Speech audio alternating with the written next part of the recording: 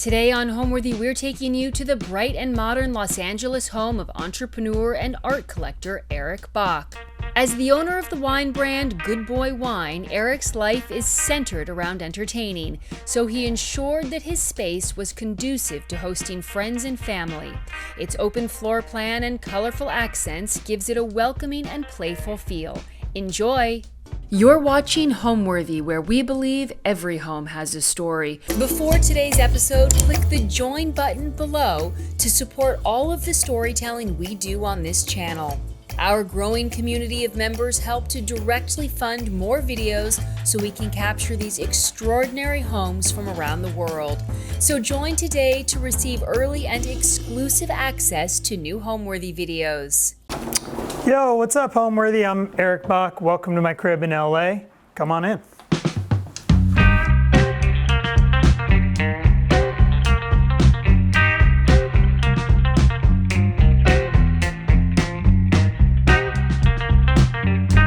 Welcome. I'll give you a little walkthrough here, but first can give you a bit of a history. So bought this home in May 2021. It was obviously nothing like this. The home hadn't been renovated in pretty much 100 years, but it had, this amazing kind of craftsman feel to it. So I wanted to retain some of that while, taking it to the next era. So we pretty much opened everything up. This was taken down to studs, and I'm a big fan of open concept living. I really wanted to create space that allowed for entertaining. I make wine, I like sharing wine with people, so I need a space to entertain. So as you can see, the living room kind of blends into the dining room and also into the kitchen.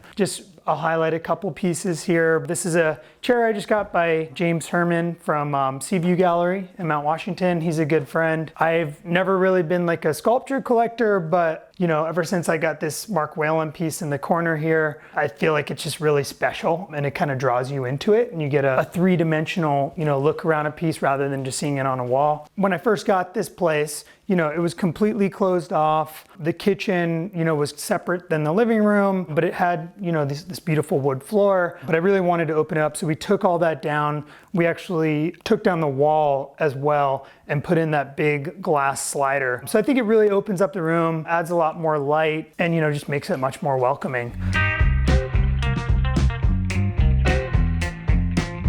So this is the dining room. The table is mid-century Italian that I just scored off Facebook Marketplace for not that expensive. I think it was like a college kid that really didn't know what he had. So, but I think it's beautiful and it expands out. The fireplace was already here. It's not functioning, but it looks amazing. I wanted to create some deeper, richer colors and then reuse some of the stone on top to really kind of tie it in to the living space and the stone we're using in the kitchen. Photograph is by David Black, who's LA-based photographer. Sculpture is Mark Whalen, another LA-based artist. Primarily in my collection, I focus mostly on LA-based artists. I just think LA is having such an amazing moment when it comes to the arts, and so I think it's important to support local artists. I knew when I bought this house that I was going to run out of wall space from collecting art, so I wanted to have some shelving that could also be collected. So these are a few great pieces. Jess Vallis, this is a small Camilla Engstrom. I got targeted on Instagram, as you do, from some weird Etsy creator. And I don't even know what they are, but they're little miniature worms with faces that I love. This is a light sculpture that's real neon, a park scene by Brian Lottie, another LA-based artist, and then a bunch of books. Another art moment, this is called a gallery wall. I guess the Samsung Frame TV, it always fools people. It can be a little deceptive. This is not a real Keith Haring. This was the first piece of art I collected when I was on a trip to Oaxaca. And then, more, mostly LA-based artists. So Cleon Peterson, an artist in Argentina called Ares. This is an acquisition by Elizabeth Glassner. She just had a show at Francois Gabali. That's just a little photo I took at Dia Beacon in upstate New York. And then I listen to a lot of music. I'm a big music head. So, have quite a bit of vinyl. not a crazy amount, but I wanted to have a good sound setup. And then, you obviously have the Noguchi Hue lamp because you got to have a Noguchi. I think when you're collecting art, like, you just got to go for it. You got to find pieces that you feel a personal connection to. For me, my art collection is really based on relationships. So a lot of these artists are personal friends. And so because I had that personal connection to them first and then love their work, it just felt more real. So make friends with artists. So years ago, I co-founded a company called Hip Camp. That's like Airbnb for camping. Avid outdoorsman and camper, obviously. And years ago, I moved down to LA, had an opportunity down here, and essentially been doing creative strategy for a few different agencies, and then started Good Boy in the basement. So primarily focusing on that right now, and then obviously art collecting and doing a little art advising as well. So I've always been obsessed with sectional sofas, and I think I saw this one on Instagram, as one does, but it's a Arflex Marenko. It was like one of those things during renovation where, I was like, I need this sofa. But it was during COVID, of course, so it took like a year to get here. So I literally just had chairs sat up here for a while, and then we finally got the sofa, and I'm glad I waited for it. But yeah, feel very, very lucky to have this piece. I have a 2-year-old cattle dog, so I would not recommend getting a custom Italian sofa if you have a cattle dog puppy, but luckily it still looks okay. And then I love this coffee table. It kind of reminds me of like little marshmallows holding it up, which I think are pretty fun. It's a company out of Australia. I'll point out one more piece of art. This is a new one as well. A newer artist named Charles Hickey. And the cool thing, if you get up close on this, is it's all done with 3D pen. So it's super, super detailed. I don't know how long it took him to do, but I was just kind of blown away by the amount of detail on this piece. I think it's really, really special. And the blues kind of play off the blues in the sofa and the Mark Whalen sculpture. So I think it fits really nicely in this room. I mean, I'm a big entertainer, so we do cocktail parties, barbecues. I am a big fan of playing backgammon, so we'll drink cocktails playing backgammon, movie nights, you name it, this is kind of the spot we end up. This is the king of the house, the master of the domain, Ty. Like I mentioned, he's a 2-year-old cattle dog that I got, and he is super, super special. So he primarily lives on this couch and holds it down. I have a pretty large collection of books, primarily art books, and one book that's a guide to Florida, because you need a guide to Florida on your coffee table, of course. These are my friends at Sight Unseen that just released this book, How to Live with Objects. Highly recommend it. It's beautiful, provides a lot of inspiration for your space, and just a bunch of other artists that I really believe in but can't afford, like Hilary Pesci's, Lauren Quinn, Ross Caliendo, etc. Maybe one day I'll get there, not right now. Another really fun piece is this David Shrigley. I make wine, I have a wine company, so I think it's really important, and I tend to drink quickly because I do believe that people are gonna take it away from me if I don't do so. So this really speaks to me. I also love this light fixture. It's kind of like an art piece in and of itself. And then, like I said, love making cocktails. I'm a big fan of making batch cocktails, so that when you have parties, you essentially have cocktails on tap. So have a little bit of a booze selection here, love cooking. So have a good little smattering of cookbooks. Again, a lot of LA-based artists. I probably need to venture out of LA, but that's not right now. When I bought this place, this was all kind of closed off, really dated. I worked with a designer named Leah Ring from Another Human to really help me transform the space. So I kind of really looked at it as a true collaboration. I think one of the most exciting things about the space is the stone. We were searching for quite a while for the right quartzite. I wanted something that kind of felt like contemporary psychedelic, and I feel like this does a good job of that. And I learned in LA, there's all these amazing stone yards, and some are like outlets, that are really cheap in your outdoors, and then some are like art galleries, and just avoid the ones that are like art galleries because they will take all of your money. I'd say I'm a 50-50 ordering in cooking guy. always looking for new recipe inspiration, like via cookbooks. It's a great kitchen for cooking. I have a little wine fridge here too. Like I mentioned, I have a wine company, so you can kind of check out, some of our most recent wines called Good Boy Wine. This wine fridge is usually empty. I'm not a wine collector, I'm a wine drinker. And because I do a lot of entertaining, this fridge is usually empty. We started Good Boy in 2018. My good friend had bought a house in Glass Hill Park, and we discovered a wine permit kind of hanging on the walls from the 1940s, just falling apart. So I think we were hungover one day and we were like, we just need to continue the tradition. So self-taught, just started buying grapes and making it down there, and eventually it got better and better. I spent a harvest in Ardèche in Eastern France, and kind of brought those traditions back with us. And yeah, it's been growing steadily ever since. It's really fun. My background as well is, I'm an entrepreneur, but I really love, the branding side of things and, building community. So we really try to infuse that into what we do with Good Boy and everything we do. So we got these amazing quartzite slabs, and we just wanted to maximize the use out of them. So, use them for the countertops, for the island, but also for the backsplash. And then, we were very lucky. We got a partnership established with Monogram Appliances. So they hooked it up, with the range, and then also with this amazing fridge. One of the aspects I really like about it is that we have custom fronts for everything. So, even the refrigerator blends in and kind of looks like a cabinet. I think it just like really pulls the space together and makes it feel a bit more natural. Yeah, and I probably need to get some cooler things on my shelves, but I liked the idea of like keeping it fairly open. My suggestion though is like, don't do open shelving unless you have nice things to display, which I'm learning. But, we're slowly gathering. Here's a little Good Boy wine glass. We have a big event every year. This year it'll be about 1,000 people, but you get one of these custom glasses if you come. All the home is pretty much wood floors, but wanted to do something a little bit more fun that kind of like communicated with the countertops as well. So really love this kind of, sage green that we have in here. I mean, when I'm entertaining, I pretty much leave both doors open. This leads out to a very nice table and garden. So I like to keep things open so people can kind of flow through. And now, this was all not landscaped. It was essentially like cinder blocks out here.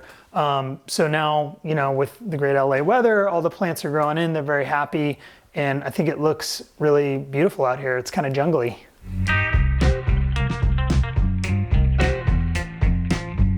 So here we are, this little outdoor kind of patio area. We're up on a hill, up 50 steps behind the house. Just wanted to create an area that felt intimate, for a dinner gathering. None of this was landscaped before. It was all concrete blocks.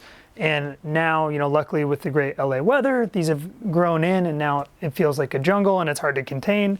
But this property actually goes all the way back. You can't see it, but I have a whole hillside in the back, and eventually I'll tackle that and landscape it. But for now, this is kind of, my little mini sanctuary. So I primarily will entertain out here, during the day. It's kind of hot, so sometimes I'll work out here, sometimes I'll work up front where it's covered, but great spot for entertaining. LA's got great weather, so you got to take advantage of that. And then sometimes, every once in a while I'll have a little house party, so I'll clear this out. Wintertime I'll put a fire pit out here, and it's just a great place to hang. Now I'm going to take you into my office.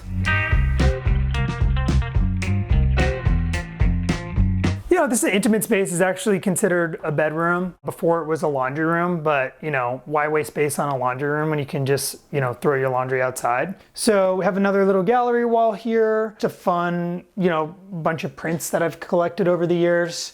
Put in a little skylight, wanted to have a lot of light and kind of space in here. This is my desk, which I rarely sit at. I don't know why, I kind of like working outside or standing up, but if I have a desk, I can use it. And then behind you here is probably one of the biggest pieces in the house. This is a Majorcan artist named Fatima Dewan. So just kind of a big, crazy piece. I love how wild it is, how colorful it is. Definitely not afraid of color, as you can see, but this one's really fun and special. I bought this rug from my designer, she actually had it in her house. And I thought, just with all the pinks and blues and purples and, I thought it just worked really well with everything else in here.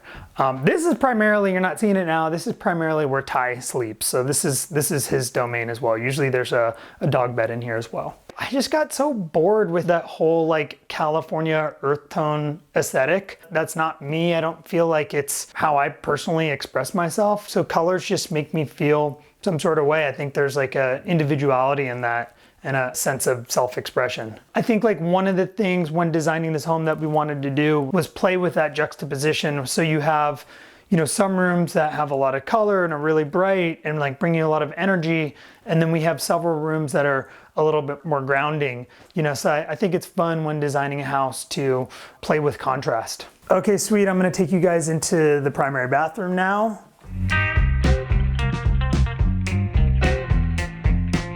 This is a really fun one. I've never developed a room or designed a room around a piece of art. Usually it's the other way around. So this one, if you look at this piece here, this is a photograph that a friend took in Mallorca of a woman underwater. And I just really loved the colors in it. So we actually pulled out, some of the colors in this piece. So these are all Zia tiles. And yeah, we just pulled out the colors from this photograph so that we could design the room around it. All the tiles match the colors in the photograph. For someone that likes entertaining, what better thing to have than a giant shower where you can fit multiple people in? Not that that ever really happens.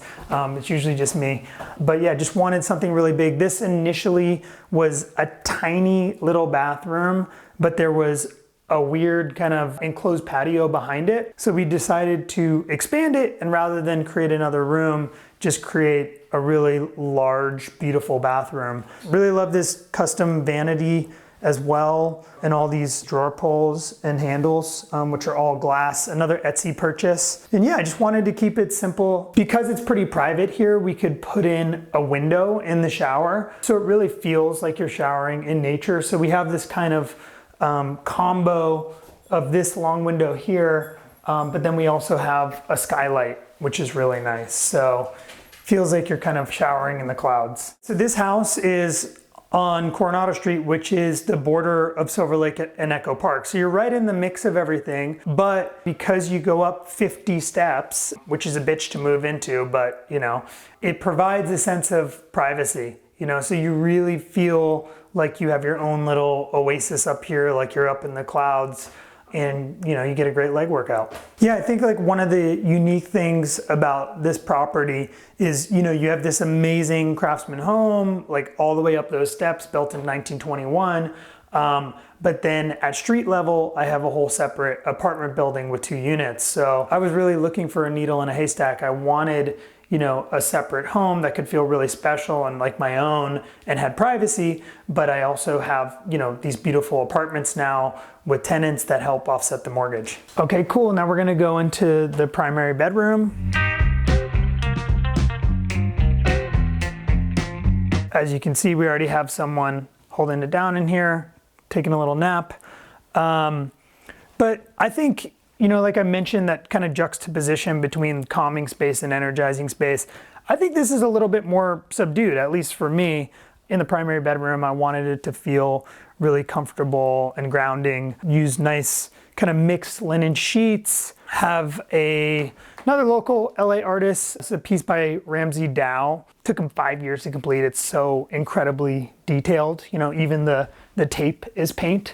So I thought that was really special. I think one of the most special pieces in the house too is this one by Andy Dixon. So Andy's one of my best friends in LA. And I was just basically like, just create something that has a bunch of weird items on it that remind you of me. So like, as you can see here in this detail, there's like 2 angels stomping on grapes. So I thought that was kind of fun and unique, because I don't stomp on grapes naked, but there's definitely a connection there. A lot of the light pieces we got were like Soviet era, so we had to rewire them.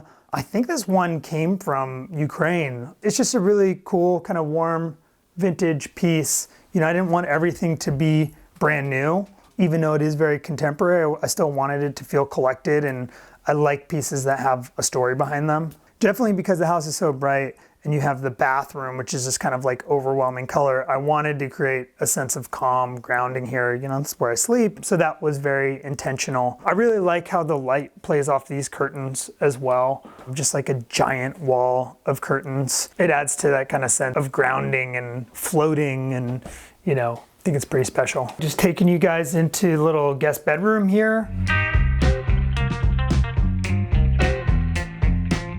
Another pretty calming room, not overly colorful. That's on purpose. Some really fun art in here. This is another piece by LA-based artist Camilla Engstrom that I got a few years ago. This is an artist out of Ghana named Carson Buka that's made on tree bark. And this is another LA-based artist named Sasan. These are just some vintage side tables. I believe we got them from the Rose Bowl flea market. You know, wanted to give some greenery as well, so have nice beautiful plant in here. And yeah, again, you know, keep it pretty calming, not overly colorful. You know, bedrooms are kind of neutral. This is more like a sage green bathroom, I guess I'd say, where the other one's like really bright and bombastic. This one's a little bit more chill. So similar kind of custom vanity, but way more subdued, you know, kind of light green top, and then a nice big bath, because you got to be able to take a bath somewhere in your house. Yeah, I mean, I generally have quite a few friends coming through. I mean, I did a lot of traveling in my early days. Like after college, I lived around the world for almost 3.5 years. So built a lot of friendships in those places I live. So whenever someone needs a place to crash, you know, they always have somewhere. That was one big lesson I learned traveling. I remember once I was like in Indonesia, and this stranger kind of took us in. We had nowhere to stay, and went into his house, slept in his bed, and I woke up in the middle of the night, and he was sleeping on his ground. And ever since that moment, I'm like, I always want my house to be a place where people can feel comfortable and can stay for free that are friends. So something I try to really incorporate.